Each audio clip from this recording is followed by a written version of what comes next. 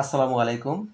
সুপ্রিয় শিক্ষার্থী ও চাকরি প্রত্যাশী বন্ধুরা, ট্রেন ইওর ব্রেইনের পক্ষ থেকে আপনাদের সকলকে স্বাগত জানাচ্ছি। আশা করি সকলে ভালো আছেন। গত ভিডিওতে আমরা আলোচনা করেছিলাম নাউন এবং এর প্রকারভেদ নিয়ে। আজকে আলোচনা করব একটি গুরুত্বপূর্ণ টপিকস নিয়ে, সেটা হলো প্রোনাউন। তো আর দেরি না করে চলুন আলোচনায় চলে যাই। প্রোনাউন, প্রো অর্থ পরিবর্তে আর নাউন অর্থ বিশেষ্য। সুতরাং প্রোনাউন কথার অর্থ দাঁড়াচ্ছে বিশেষ্যের পরিবর্তে। যে ওয়ার্ড বা শব্দ নাউনের পরিবর্তে ব্যবহার করা হয় তাকে প্রোনাউন বলে। এখন আসি ক্লাসিফিকেশন অফ প্রোনাউন। প্রোনাউন 9 প্রকার, যথা প্রথমে আসে পার্সোনাল প্রোনাউন। পার্সোনাল কথাটা বলতে আমরা বুঝি ব্যক্তিসূচক বা ব্যক্তিবাচক। পার্সোনাল প্রোনাউন মানে ব্যক্তিবাচক সর্বনাম। যেসব প্রোনাউন কোনো ব্যক্তি, প্রাণী বা বস্তুর পরিবর্তে বসে সেগুলোকে পার্সোনাল প্রোনাউন বলে।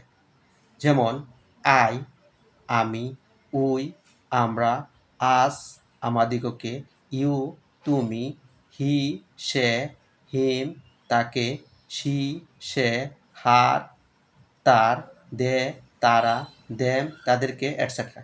এই প্রত্যেকটা প্রোনাউনই ব্যক্তিকে নির্দেশ করে। সুতরাং এগুলি হলো ব্যক্তিবাচক সর্বনাম, মানে পার্সোনাল প্রোনাউন।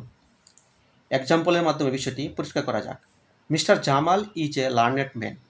জনাব জামাল একজন শিক্ষিত মানুষ। He is a teacher of a high school. তিনি একজন উচ্চ বিদ্যালয়ের শিক্ষক।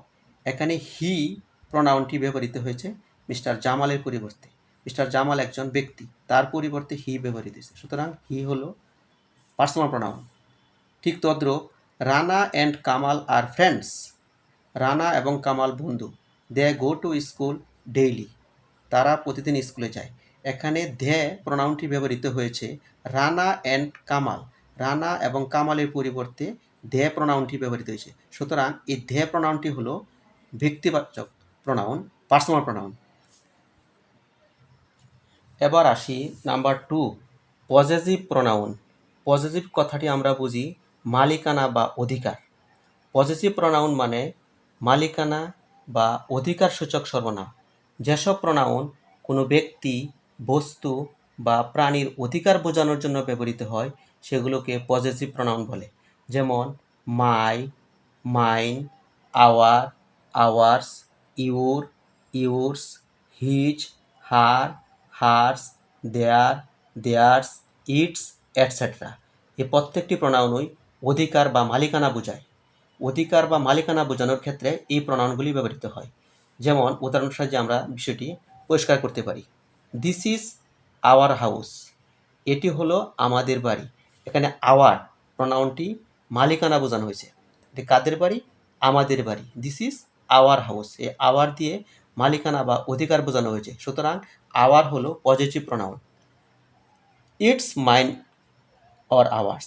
এটা আমার অথবা আমাদের। এখানে মাইন আমার, আওয়ার্স আমাদের, এটা দিয়েও অধিকার বোঝানো হয়েছে। যদি প্রশ্ন করা হয় হোজ পেন ইজ দিস, এই কলমটি কার? উত্তরে আসে ইটস মাইন, এটা আমার। এখানে অধিকার বোঝানো হয়েছে মাইন দিয়ে। সুতরাং মাইন, আওয়ার্স এগুলিও পজেসিভ প্রোনাউন। তারপরে আসি নাম্বার 3, ডেমনস্ট্রেটিভ প্রোনাউন, নির্দেশক সর্বনাম। ডেমনস্ট্রেটিভ কথাটির অর্থ হলো নির্দেশক। ডেমনস্ট্রেটিভ প্রোনাউন মানে নির্দেশক সর্বনাম। যেসব প্রোনাউন কোনো ব্যক্তি, বস্তু বা প্রাণীর পরিবর্তে বসে সেই ব্যক্তি, বস্তু বা প্রাণীকে নির্দেশ করে সেগুলোকে ডেমনস্ট্রেটিভ প্রোনাউন বলে। যেমন this, these, that, those, it, its, etcetera. এই প্রত্যেকটি হলো ডেমনস্ট্রেটিভ প্রোনাউন। একটি উদাহরণের সাহায্যে বিষয়টি ক্লিয়ার করা যাক। This is a pen. এই হয় একটি কলম। এখানে দিস দ্বারা কলমকে বোঝানো হচ্ছে। দিস ইজ এ পেন, এই হয় একটি কলম। পেন এর পরিবর্তে ওই পেন কি বোঝানো হচ্ছে দিস দ্বারা, যে এই হয় একটি কলম। সুতরাং দিস এখানে ডেমনস্ট্রেটিভ প্রোনাউন। তারপর দিজ আর ম্যাঙ্গোস, এগুলি হলো আম। দিজ মানে এগুলো, এগুলি কাকে বোঝানো হচ্ছে? ম্যাঙ্গোসকে। ম্যাঙ্গোসের পরিবর্তেই মানে ম্যাঙ্গোসকেই বোঝানো হচ্ছে দিজ প্রোনাউনটি দ্বারা, যে দিজ আর ম্যাঙ্গোস এগুলি হলো আম। সুতরাং দিস, দিজ, দ্যাট এই সবগুলি হলো ডেমনস্ট্রেটিভ প্রোনাউন। এখন আসি নাম্বার 4, ইন্টারোগেটিভ প্রোনাউন। ইন্টারোগেটিভ কথাটির অর্থ হলো প্রশ্নবোধক বা প্রশ্নবাচক। ইন্টারোগেটিভ প্রোনাউন মানে প্রশ্নবোধক সর্বনাম। যেসব প্রোনাউন কোনো প্রশ্ন জিজ্ঞাসা করতে ব্যবহৃত হয় সেগুলোকে ইন্টারোগেটিভ প্রোনাউন বলে। যেমন হোস পেন ইজ দিস, এটি কার কলম। হোস মানে কার, প্রশ্ন করা হয়েছে হোস, এটি ইন্টারোগেটিভ প্রোনাউন। তারপর আছে হো ইজ দ্য বয়, বালকটি কে। হো দ্বারা প্রশ্ন করানো হয়েছে, প্রশ্ন বোঝানো হয়েছে, সুতরাং হো হলো এখানে interrogative pronoun. Whom do you want, তুমি কাকে চাও। হোম, হোম কাকে। এখানে হোম, হো, হোস এই সবগুলি হলো ইন্টারোগেটিভ প্রোনাউন। সুতরাং প্রশ্ন জিজ্ঞাসা করতে বা প্রশ্ন জানতে চাওয়া হলে যে প্রোনাউনগুলো ব্যবহার করা হয় সেগুলোকে বলা হয় ইন্টারোগেটিভ প্রোনাউন। তো ভিউয়ার্স, আজকে ভিডিওটি কেমন হলো তা কমেন্টের মাধ্যমে আমাকে জানাবেন এবং লাইক, শেয়ার ও সাবস্ক্রাইবের মাধ্যমে আমাকে সামনে এগিয়ে যেতে সহযোগিতা করবেন। তো আজকের মতো এখানেই শেষ করছি। আল্লাহ হাফেজ।